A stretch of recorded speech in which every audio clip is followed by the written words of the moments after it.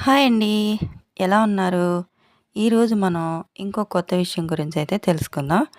Already social మీడియాలో ట్రెండింగ్‌లో ఉన్న విషయమే బాల్, బుగా బాల్ గురించి అయితే తెలుసుకుందాం. ఇది మార్చి 2వ తారీఖున 2025 అది ఈ సంవత్సరమే ఆకాశంలో తిరుగుతూ వచ్చి కొలంబియాలో ఒక పొలంలో అయితే పడింది.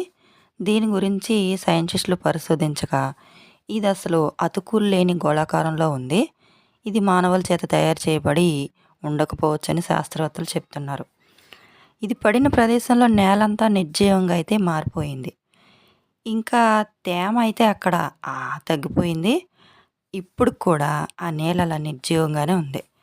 దీని బరువు కాలక్రమేణా 16-20 పౌండ్లు పెరిగింది.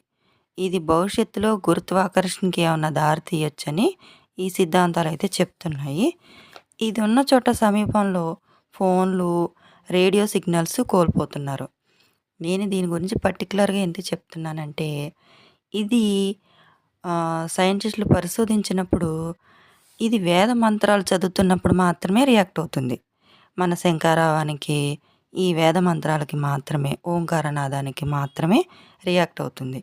సో, ఈ వీడియో మీకు నచ్చినట్లయితే లైక్ చేయండి, షేర్ చేయండి, సబ్స్క్రైబ్ చేయండి. మర్చిపోవద్దు. బాయ్ అండి.